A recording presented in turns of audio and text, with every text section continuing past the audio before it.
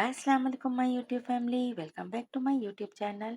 आज मैं अपने चैनल पर आप लोगों के साथ बहुत ही रेशेदार और सॉफ्ट से शामी कबाब की रेसिपी शेयर करने आई हूँ। इन कबाबों को हम बनाकर फ्रीज कर सकते हैं और महीनों से इस्तेमाल करें।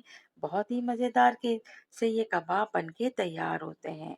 एकदम परफेक्ट शामी कबाब की रेसिपी बनाने के लिए बस रेसिपी को एंड तक देखिए, स्टेप बाय स्टेप फॉलो करें और बना लें ये ज़बरदस्त से सॉफ्ट से शामी कबाब की शानदार सी रेसिपी स्टार्ट करने से पहले एक छोटी सी रिक्वेस्ट है, अगर मेरे चैनल पे फर्स्ट टाइम विजिट किया है तो चैनल को सब्सक्राइब कर दें, साथ साथ बेल का आइकन भी प्रेस कर दें ताकि हर आने वाली वीडियो का नोटिफिकेशन आपको सबसे पहले मिले।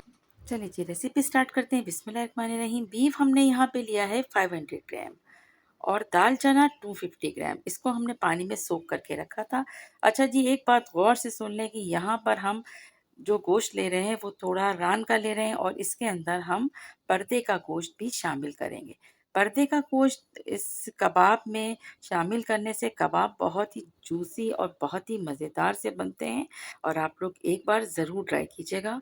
अच्छा जी, सबसे पहले हमने यहाँ पर दाल चने को अच्छी तरह से धोकर ऐड किया है एक प्रेशर कुकर में। इसके बाद गोश्त को भी धोकर इसको भी हमने इसके साथ ऐड कर लिया है। इसके बाद जो उसमें चीज़ जाएगी वो है अदरक। अदरक हमने एक 1.5 इंच का पीस था जिसे हमने स्लाइस में कट करके ऐड किया है। लहसुन आप चाहें तो यहाँ साबित ऐड कर दें। मैंने 1 टेबल स्पून लहसुन पिसा हुआ इसमें ऐड किया है। मसाले साबित डालने से इसका रीज़न ये होता है कि कबाब बहुत ही मज़ेदार से बनते हैं। अच्छा जी, अब आती है लाल मिर्च। हाफ़ केजी में यहाँ पर मैं 12 से 14 अदद लाल मिर्च साबित इसमें ऐड कर रही हूँ। मुझे कबाबों में थोड़ी तेज़ मिर्च अच्छी लगती है, आप इसे कम ज़्यादा कर सकते हैं। 5 से 6 अदद लौंगे ऐड की हैं, 1 बड़ी इलायची ऐड की है। इसके साथ जो उसमें चीज़ जाएगी वो है काली मिर्च। काली मिर्च हाफ़ टी स्पून हम इसमें ऐड कर लेंगे। सफ़ेद ज़ीरा 1 टेबल स्पून इसमें जाएगा।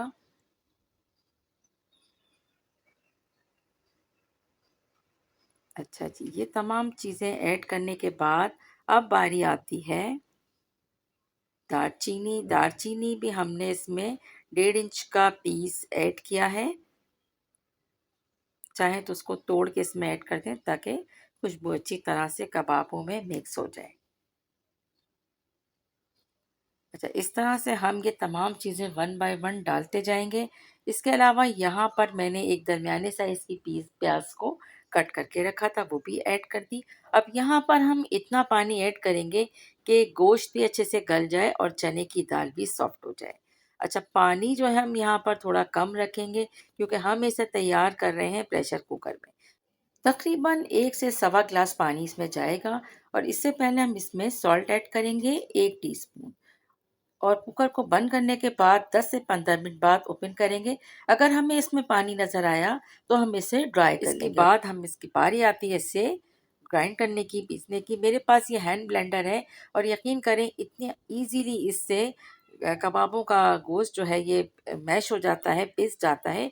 जितना चाहें आप इसे, अगर आप चाहें कि कबाब में गोश्त के रेशे रहें तो आप हल्का-हल्का इसे ब्लेंड कर लें। इसके अलावा इसको सिल पे भी पीसा जा सकता है और चॉपर में भी।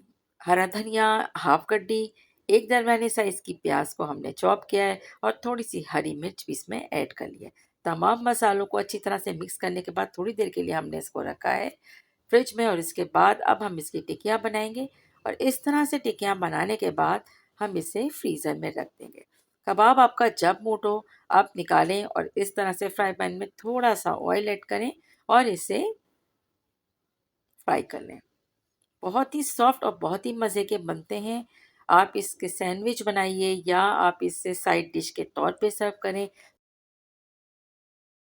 और या फिर इसे नाश्ते में आप फ्राई करें, पराठे के साथ भी बहुत मज़े के लगते हैं। कबाब को अब बहुत धीमी आंच पे फ्राई करना है और आप देखिएगा ये ना बिखरेंगे ना टूटेंगे, बल्कि बहुत ही सॉफ्ट से मज़ेदार से बन के तैयार होंगे।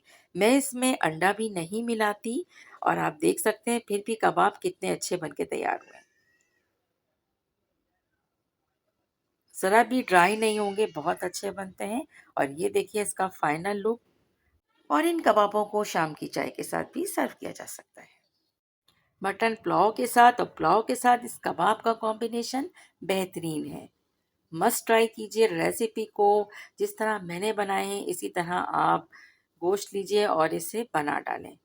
बेहतरीन से शामी कबाब की रेसिपी अगर आपको पसंद आई है तो इसे ज़्यादा से ज़्यादा शेयर करें, रेसिपी को लाइक करें और अगर चैनल को सब्सक्राइब नहीं किया है तो चैनल को सब्सक्राइब भी करते जाइए।